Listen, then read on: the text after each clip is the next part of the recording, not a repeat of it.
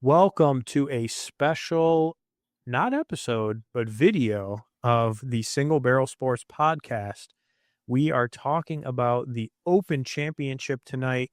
And while we are on a break, and as you can see, there's some new things going on with our look and our design. We're working on some projects. We've been in the lab working on some stuff, but we'd be remiss not to do a short video with our guest, Andrew, who's one of our golf experts that we like to bring in to talk about some golf. So, gentlemen, welcome in. Time to do a little bit of a discussion here about the Open Championship. How are things going tonight? All good here, man. It's the fourth major. We've talked about the other ones. We have to talk about this one. So it's good to get together and we'll break up some of our project time in the lab, like you said, and then talk some golf and talk some shop tonight. Andrew, how you been, man? Doing pretty well. Just been trying to avoid the heat here with golf. So a lot of indoor golf, a lot of late evening golf, early morning. But I'm excited to get some early morning watch golf with the Open coming up, because you'll be done by 2:00. You'll be able to enjoy your evening now with this tournament. Absolutely. Yeah. So with this one, this is the final major of the year, and so it's kind of interesting. And I think I want to start out by asking you guys this question about the golf season so far, leading into the Open Championship. What are your guys' thoughts so far on the golf season? We've had, I think, some very interesting things happen throughout the year. And we're now in, pretty much almost like the finals of golf, where we've only got a couple of events left and we have our final major. But what are your guys' general thoughts so far on the season? And we can talk a little bit about the course. Andrew, I'll let you lead off, man. Yeah, I was gonna hear from Scott first time watching golf for a season, but yeah, I would say that this is by far one of the most interesting seasons. Probably 2 or 3 years ago when Liv officially split, it was a little more interesting than this. But you had Rory win the Masters, which was awesome. You had Scotty dominate the PGA Championship, and then you had JJ Spawn with that amazing putt on 18 at the Open. And I think the amount of hype around all three of those tournaments, especially the Open and the Masters, is always going to be higher than the Open, the British Open, right? So typically, I think of that as my third or fourth most important major here in the United States. I'm sure if you're in Great Britain or in Europe, that may be a little bit different. But I think it's just really hard to hype up whenever the coverage is, a lot of it's whenever you first wake up. And if you're on the West Coast, I can't even imagine trying to get up to watch the Open. So, but still pretty excited. And then this year we have the addition of having the Ryder Cup at the end, right? So it's not really over for this year in the Ryder Cup, especially seeing the British fans, all the British players as well, and understanding what's coming with the Ryder Cup back in the United States, which is exciting. Yeah, one thing that I found really interesting, and this is my first year watching golf, as you alluded to. So with the Scottish Open last week, I remember on Wednesday night, I was like, well, if I stay up a couple more hours, I can watch golf right now, because it started at 2 a.m. our time. Mm-hmm. And I'm assuming it's going to be somewhat similar because it's in the same region. So this weekend, unfortunately, I don't think I can get away with that and be functional at work on Thursday, and Friday I'll be traveling. But it is an interesting thing that you can kind of just have that daytime experience, wake up in the morning and watch it immediately, even earlier than normal, right? Like some of the premier players might be playing when you wake up, and that is a new thing.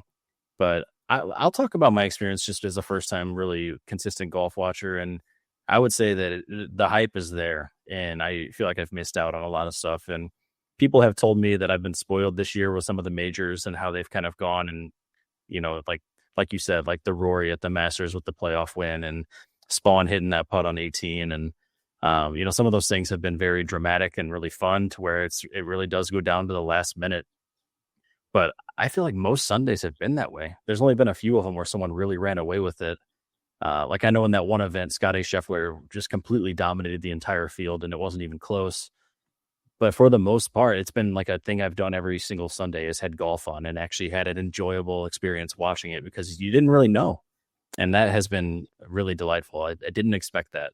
I thought I thought because of last year, as someone who didn't watch it, you kept hearing Scotty Scheffler's name over and over, and I was like, oh, this guy's just gonna win every weekend, and he's gotten some wins, but then there's weekends like last weekend where he really wasn't even in contention coming into Sunday, and it was anybody's game. And Rory, looked like he might have run away with it, and then he ended up not taking it at the end either. So I don't know. It's fun. There's a lot of people. You learn a lot of names and get to see some personalities in a very high pressure mental sport. So I've really enjoyed that. Well, I'm glad we've officially converted you. I think the DraftKings league hopefully helped. I think just in general, that's kind of what I learned a few years ago when I joined. I didn't watch golf. It wasn't something that was on my radar. But then getting into that, it was like, well, you got to pick people every week. So it kind of forces you to be like, well, if I want to try to do reasonable, or at least understand what I'm betting on here, I have to know the players and kind of have an idea of what's happening in the season. But yeah, no, I agree. I mean, this has been one of the more memorable years in the past few years short years that I've been consistently watching. And I think that outside of the whole, controversies with, what are they going to do with the merger and the split and all this kind of all that and talk, that's seems like it just continues. And now we have TGL, we can look forward to that too in the off season or winter. So Ryder Cup's going to be super fun. Definitely looking forward to that as well. So yeah, you're right, Andrew. I kind of forgot that was like our cap of the season or the end of really the golf season. But we're here to talk about the Open, so let's get into that and give people some, ideas of what we got. So I think we just want to do a brief course preview just to talk about where they're playing. So, I mean, this is one of those majors, just like the other majors, that changes every year. And it is, as we talked about, in a completely different time zone overseas, kind of in the Britain / Ireland, Scotland, all those kind of general area when it comes to the rotation. So this year we have Royal Portrush, if I'm pronouncing that correctly. Portrush. Yeah, Portrush. Yeah. And so, Andrew, you want to tell us a little bit about the course and what people can expect this coming weekend? Yeah, so with any British Open, you're going to have more links golf. So this is in Northern Ireland. They last played here in 2019. So Scott, compared to any of the other PGA tournaments you may see, like typically the greens are running as fast as possible on an American course. It's the opposite here. So running at a stint of 10, which is pretty slow. And the reason why they do that is because of the potential for terrible weather. So if you remember at Oakmont, they blew it for lightning and had to wait for a while for the rain to come down. That doesn't really happen in Northern Ireland. There's never lightning. It's just rain and wind, right? So with the links course, there's no thick rough like we see at the U.S. Open or even at the Masters, right? But then other things as well is that every course out there is notorious for their pot bunkers, right? So if you think about a bunker, another course, you can get out of it normally. It doesn't affect you a whole shot. Pretty much every single pot bunker that you hit into on this course is going to cost you because you've got to hit like a 80-yard shot out in the middle of the fairway. And so that's the biggest danger with these courses. They're pretty tight fairways, and there's no rough between the fairway and the pot bunker. You just run straight through the fairway into the pot bunker. They actually had the least amount out of any open course. And they only have 57, which is not that much. No. Typically like St. Andrews and other courses will have a lot more, but they're really strategically placed. And another thing that's a little bit different for this course specifically compared to a lot of your other open courses, that they actually have a lot of out of bounds here. So there's a lot of white stakes, a lot of white soldiers, as they call them out there, that even on the first hole to the right, if you hit it just 20 yards to the right, it's just open grass, looks like a field. You think you'd be fine, but there's just white stakes right there. So that is what's kind of the only protection for this course is the tight fairways, out of bounds, pretty easily accessible, and then the wind as well. So wind always comes into factor. Like if you think of some of the ocean-based courses in United States, typically you'll go downwind for 1 9 and then back upwind for another 9. This is a little bit different where every hole's crosswind. So they're not going to have any like going directly into the wind unless a terrible storm's coming through or something like that. The typical wind's always going to go right to left or always go left to right. So it's So it's that kind of play, which I think as a golfer is easier to predict versus it coming into you or going away. So that's kind of what you're looking at with an Open. And you're not going to have like with the US Open where like +4, +5 is the cut. That's not going to happen here. The cut will probably be +1 or even. If they get nasty weather, then you could see it push to +2 or +3. But I mean, it may even go negative, -1, -2. Oh, wow. Okay. Yeah. Yep. Yeah. Because it's also short compared to any other course because they only have so much room out there. So yeah. And speaking of that, I think the numbers that I saw were 7,300, I believe, is what the setup is for the course length. So yeah, a little bit shorter compared to some of the others out there. And it says it's one of the things that I saw in there is there's really not a whole lot of water at this course, right? Generally speaking, I would say compared to others, this is one of the fewest waters that they actually play the whole season from what I was seeing. yeah, so typically you don't have like ponds or lakes. It's normally a creek that runs through. Places like St. Andrews, popular for a lot of creeks that bridges go over, but I don't think from what I've watched, there's not that much creeks at all here. So it's a lot of out of bounds, and the spot bunkers are a huge deal. I did want to ask about the out of bounds. So is that like the type of out of bounds where if it goes beyond the white stakes, then it's a penalty? Yep, it's a penalty. You gotta re-tee it or re-hit it from the same spot. Okay. There's also some really like bigger, like you could think like bushes that you would see out near an ocean, kind of bushes that you'll have to take unplayables, which is where it's in the bush, it's in play, but you can't play it. So you got to take it back. So a video I was watching of guys playing it this week, there was like this really, really, really spiky bush, and he could have hit the ball, but he also would have been like cut on his legs and things like that. So there's some interesting things out there, which you can see. It's pretty cool. Yeah. See, and I remember like those out of bounds penalties from playing like PGA, like video games back when I was younger. Mm-hmm. But I feel like in a lot of the events that I've been watching, if they have them, they must be really far out of bounds because I've seen people hitting from some pretty crazy spots that they've been allowed to hit from if they choose to. Yeah. Yeah. Yep. Yeah, I mean, it's definitely be a different type of test. Obviously we saw a different type of test last week with the Scottish Open, but let's talk a little bit about the field, what's going to happen, different players, etc. And one thing that I want to point out is the weather, right? So that's one big thing that you talked about, Andrew, is weather. So they're most likely going to have wind. They're most likely going to have cooler temps, possibly rain. Wet rain is, I think, very common in these courses. So do you all have any, do you think that the guys who are from this general region have like a home field advantage compared to other golfers? So like your Rorys, your Shane Lowrys, etc. Do you think that it really makes that big of a difference because they kind of grew up playing these types of courses, or what are your thoughts on that? Yeah, I mean, I think that's totally that's 100% plays into it. I don't think it's as big of a deal as it used to be.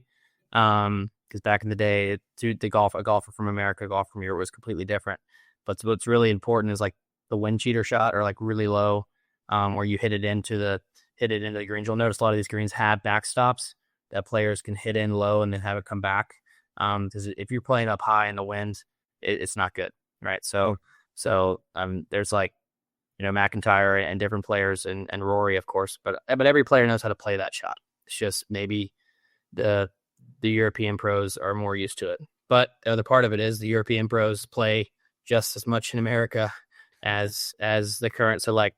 So that's part of it too, right? So you may have grown up in it, which may help. But I totally agree with that. Yeah. I actually took that strategy for last week thinking that might be a thing, and it didn't really seem to matter at all in my results. I mean, obviously, like Rory was pretty high up there, but I was thinking guys like I had McIntyre actually, and he didn't really do that great last week. And there were a couple other players I chose. Fleetwood, I think he was semi-competitive for a while, but kind of fell off at the end. So, yeah.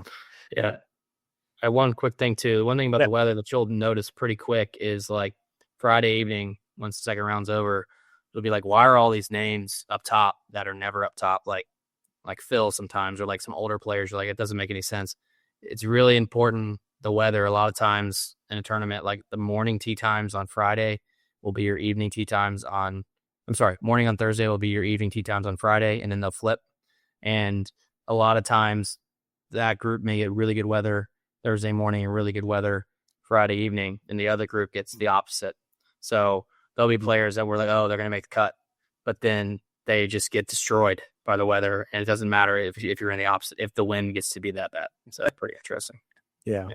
And I did want to show one thing. So give me 1 second. I'm going to pull it up on the screen here. Got to give a shout out. I think we've given this guy a shout out before on the pod. He's from Michigan, but Ron Close on X. He does BetSpurt type stuff on betspurt.com.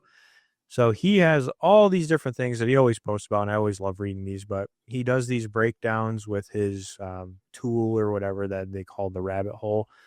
So he has a strokes gained on weather. And so he's filtered out people's statistics based on wind, temperature, wet conditions. And so I just want to kind of show you guys what this looks like here. I'm going to zoom in so you can see it. But basically, it's not working. Hold on.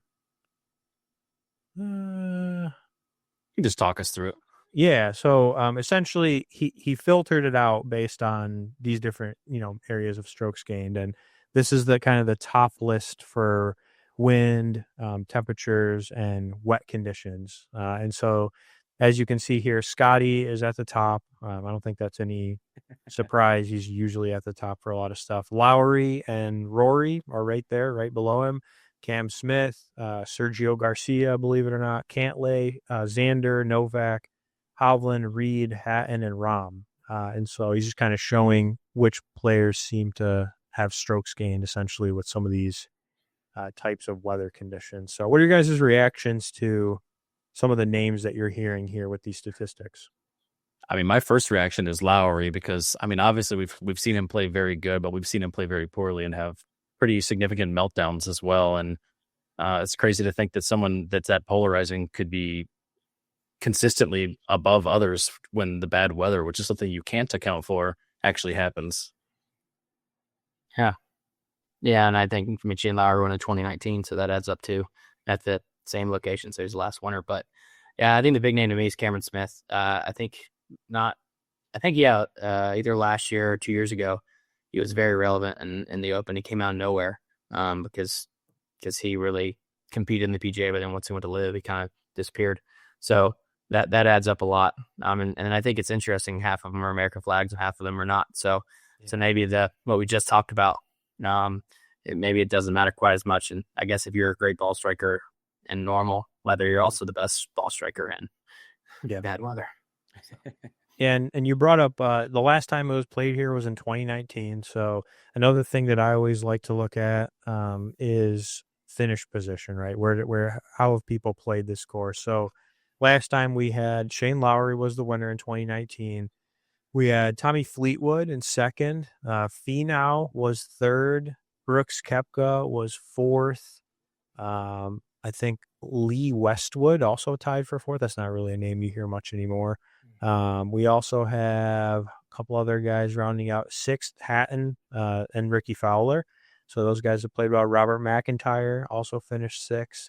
Justin Thomas finished 11th. So it looks like some of these guys do have some pretty good course history, but what are y'all's thoughts on course history? Do you think it was so far ago, 2019, it's not really relevant because these guys are at different parts of their careers? Or do you trust course history and take a look at that when you're evaluating, who could really have a breakthrough here? I think course history matters when it's more consistent. Like if you're talking the Masters every year, 6 years is a long time. And I haven't watched golf for very long, but I can tell that 6 years ago we had a significantly different competitive field than what we have today. Yeah. And while anything can happen on any given week, like Justin Rose in the Masters, I don't put too much stake in something that happened that long ago. So it might be worthy of a tiebreaker if I was trying to think between two or three guys, but I probably wouldn't give it much more stake than that personally. Yeah, I agree with that too. I mean, I think maybe the winner and like the second place player may have an advantage, but so long ago at this point. And I think really it's about course setup history. Who plays well in this kind of course setup, right? Bryce DeChambeau plays well at the U.S. Open. We know Justin Rose is ridiculous at the British Open. Typically, like, he just comes out of nowhere. It's the whole reason why the whole Netflix show was about that last year. It was about how he's in first for a long time last tournament or last Open, and then he fell out of it at the end. But I think the players who are dominant will be dominant always. So like your top 4 are always good contenders. But then once you drop out of that top 10, then there's players that always perform well at the British Open, like your Justin Roses, like your Shane Lowry's, like your whatever name else you want to think about. Yeah. And so based on some of the just general, things that you talked about, Andrew, the course, how it's structured, the slower greens, etc., what is going to set people apart from the field here? Like, what do they need to be good at? What do they need to be excelling at right now in their game to play well at this type of a course? Yeah, so I think one of the bigger things is driver accuracy matters, but not as much as you do in the Open. But I think your scrambling is very important here, because you may not get along as well. You're going to have some rough that's as long as the U.S. Open, but it's going to be a lot of awkward lies, right? So like the ball's way below your feet, or the ball's way, like, so different positions where you're awkward, where you're tilted not how you normally are, and just getting good contact with the ball matters a lot. I think putting is, of course, always a big deal, but with these greens being so slow, it's not like the mistakes of missing a putt are not as severe, right? So not as many 3 putts. And then I think your ability to take your medicine when you have to is very important, right? With if you're in that pot bunker, knowing that I should not be going for this, take my medicine, chip it out to the middle of the fairway, and then mentally reset, and be aiming for the par instead of the birdie at that point is valuable. There are some drivable greens as well. I think like number 4 or 5, I can't remember which one it is, but there is a drivable green that will make it kind of interesting. And a drivable green with slow greens is going to be a big deal, where if you get an eagle on those holes, that'll be pretty important versus everybody else that's still getting birdies. Yeah. And I'm trying to remember. So does this course have those like notorious bunkers that they usually have in this region? Yeah, the pot bunkers. Yeah, they do. Bunkers. Yeah. Yep. Yeah. Okay. And so they're not quite as severe as others, but yeah, they still have them. Yeah, for sure. Yeah, and that's I think always just a general factor, right? Just like if you do get into those, obviously that's going to be tough, depending on where you're at on the green or around the green is definitely they tend to have them like super vertical. From some of the pictures that I've seen, and maybe this one's not as bad as other courses. But what are your thoughts on the greens? Right, we talked a little bit about the stimp meter. It's going to be slow. Do you think that's going to mess with people's putting? I mean, is it really that big of a difference to where now they're having to adjust to a much slower green than what they were usually playing generally? I would say, yeah, it does. I think that's why it's really important they played the Open last week. Yeah, because they had slower greens there too. I don't think it was nearly as slow as these, but like I played in some tournaments with just like Captain's Choice tournaments with players who are like semi-pro or whatever, and they're used to really fast course greens. Yeah. And then they come out and do Captain's Choice with us, and they're like, rolling a 10 or 11, and they are visibly frustrated for the first few holes because they can never get it there. But that's for someone who didn't have a practice round, right? So they're having practice rounds. They're practicing Monday, Tuesday, Wednesday. So it shouldn't be as big of a deal. And they literally can't make it any faster because they will lose the course from the wind, because the wind gets so strong and you can't place your ball down and it'll just roll away and then you can't play golf. So that's one of the reasons why. And also I think the grass that they have can't get that low as Bermuda does in the United States. Yeah. One thing I found interesting just hearing about that is when you watch, like there's the people who putt with touch, and then there's the people who hit it kind of hard and straight and it goes in. And I can't help but think that this type of course might cater to those who are used to hitting it a little harder than maybe necessary, just because it kind of reverts back to the mean of that still being a makeable putt then. Yeah. And I don't know if that will end up being a factor or not, but that would be my first thought. Yeah. It'll definitely be interesting. I'm curious to see if and how the slower greens impact people this coming weekend, if that is a factor, more or less of a factor maybe that I'm bringing up. But how about we do some picks? Let's get it. Go through the this or that segment that we I think have done in the past. So we have I think 4 different categories. You want to mix it up tonight and maybe Scott, you and I can maybe get a category. We can give Andrew 2 to pick from. That way we can kind of go a little bit of a mixture tonight. Yeah, let's do it. Okay. So I'll start by asking, and I can ask you, Andrew, for this first one, top contender to win. So essentially, I'm going to give you a list of people. And you just tell me, the name that you pick between the two, and we'll keep going until we have a top contender here. So you ready to go? I'm ready. Let's go. All right. Lowry or Bryson? Give me Lowry. Lowry or Spieth? Lowry. Lowry or Rory? Rory. He did almost win last week. Yeah. Rory or Fleetwood? Give me Rory. Yeah. Rory or Morikawa? Rory. Rory or Xander, the defending champ? Xander. Ooh, Xander or Hovland? Xander. Xander or John Rahm? John Rahm. Ooh, Rahm or Scotty? Rahm. Oh, man, Rahm or Oberg? Rahm. Rahm or McIntyre? Rahm. And lastly, Rahm or Hatton? It's got to be Rahm. That's my guy this week, as you may now know. Yes. Wow. It makes sense. Yeah. Yeah. All right. Maybe a hot take for some. We'll have to see what the reaction is. Dude, who would have been your winner overall with that list? I am putting my trust in Tommy Fleetwood. Yeah. I don't know. Ooh. I feel like he's due, and he was so close. He was so close at that one event. So yeah, he's my sleeper pick for sure. Well, not sleeper, I guess, but like, if he's probably my number 2. Just think about the image of what he has, like the most second place finishes ever, most top 10s since like Jim Furyk, and never won. And then he lost to the American captain, Ryder Cup captain at the Travelers by missing one of the worst putts I've ever seen and like making constant bad decisions on 18, telling his caddy no, and then sets him up perfectly to win the British. And that'd be like Netflix would be all over that. There'd be like 3 episodes just about him winning the British Open and tears and everything, Sorry.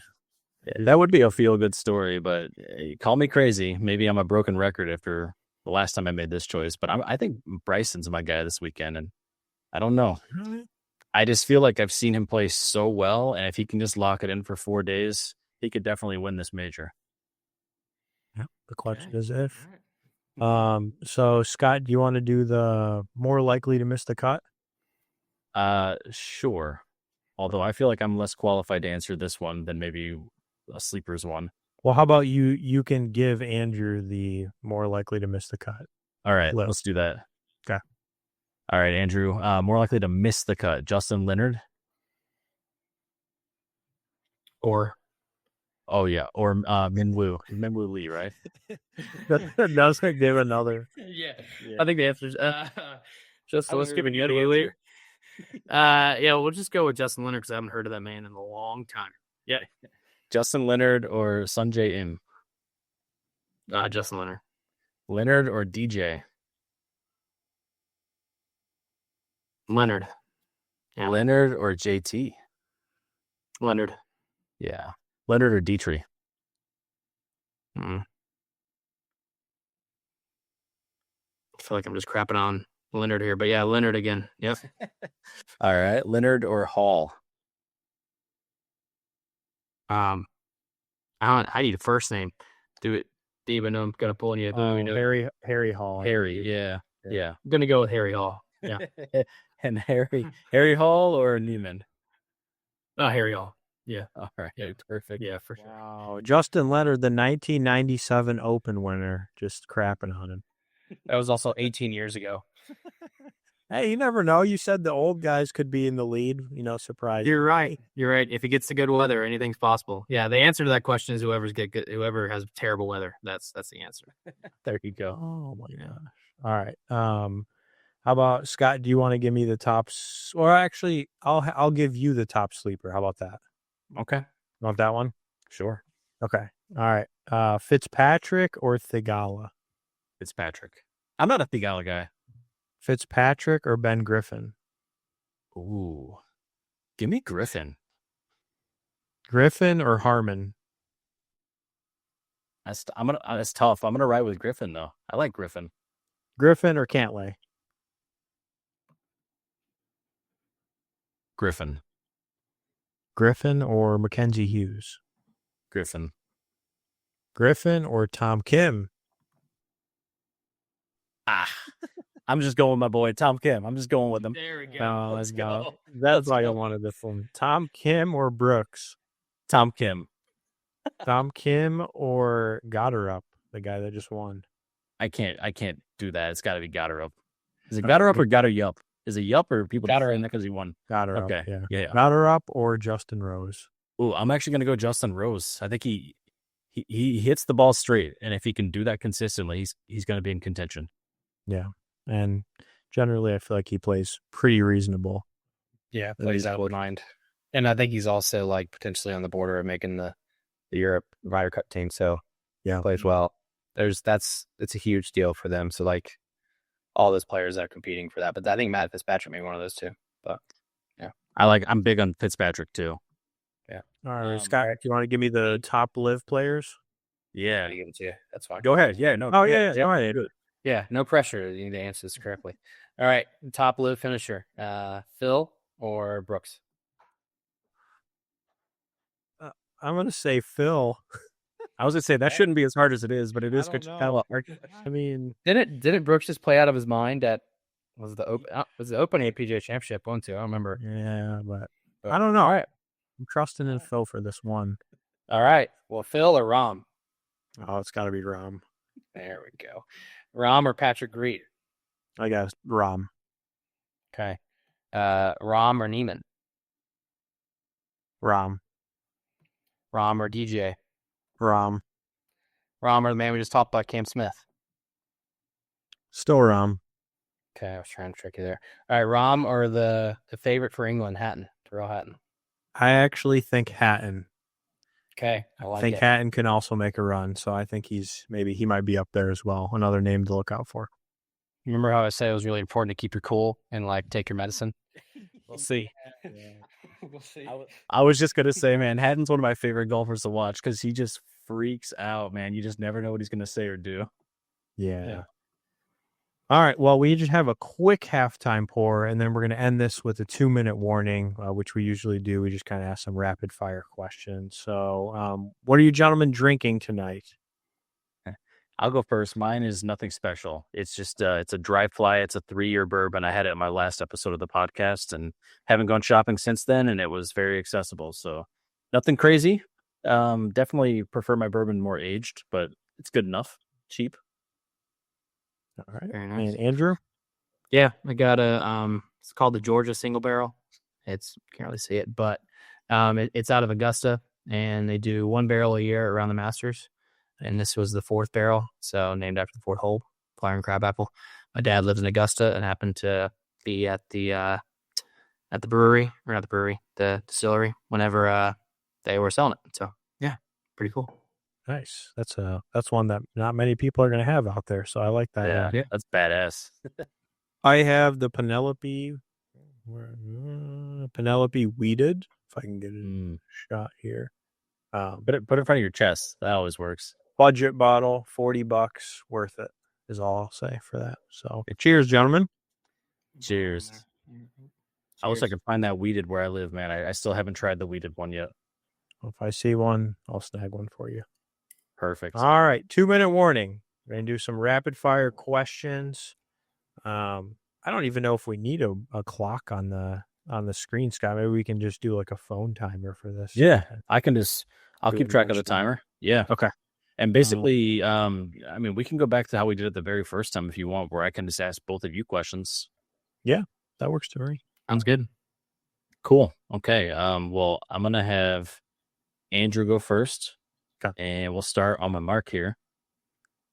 And let's go. Links Golf or Parkland Precision? Links Golf. Okay. D, Royal Troon or St. Andrews? Which one is the better open venue? Oh man, I really like St. Andrews, but I feel like that's like it's just so historic there. I like them both, but I have to pick St. Andrews. Okay. Yep. Andrew, would you rather play in 30-mile-an-hour wind or sideways rain?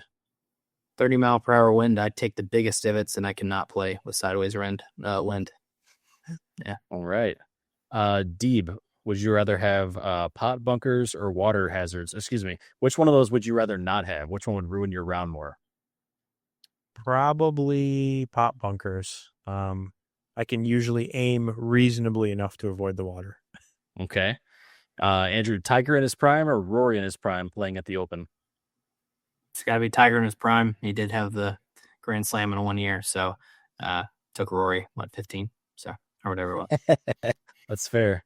Deeb, driver off the deck or a Stinger 2 iron on a windy day? Probably driver, just because I feel like it's more fun to do that. I could definitely see that. I think I've seen you do that. Yeah. Andrew, Sunday pin at postage stamp or road hole? Which one's more brutal? Postage stamp. It's like one of the shortest holes ever, but it's impossible. Yeah. All right. Deeb, would you rather win the Open in Scotland or the Masters in Augusta? The Masters, come on. Yeah, come on. That's not even a question, right? Andrew, what's more intimidating, the roar at 18 at Troon or Amen Corner silence? Amen Corner silence. What is more likely, Deeb? Fleetwood finally winning or Hatton finally melting down again? I want to say Hatton, but I already called it, so Fleetwood winning, baby. Let's go. Hell yeah. We got one more. Andrew, would you rather have a chip in on 17 or a hole out bunker shot on 18 for the win? A chip in eagle, sorry. A chip in eagle on 17.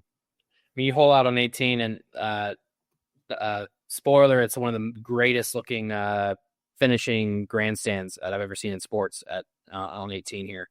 It's like probably 4,000 people. And there's no like fancy club seats. It's just little raw seats. So yeah, definitely holing it out there for the win.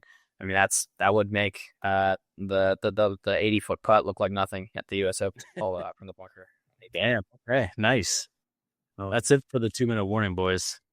Sweet. Well, sorry for tripping over my words a little bit there. Oh, you're good. Justin Leonard. Justin Leonard or Justin Leonard or yeah, well, Leonard. I was giving you the answer, man. I was giving you the answer. Oh, I know. I'm just joking. But all right, guys. Well, thanks for joining us. And Andrew, thanks again for joining. We just wanted to give you a fun episode, hopefully to digest some stuff and have some entertainment going into the Open. So and anybody watching, let us know what you're looking forward to for the Open and comment as you're watching us. Let us know what your thoughts are. Yep. Podcasts will return in August.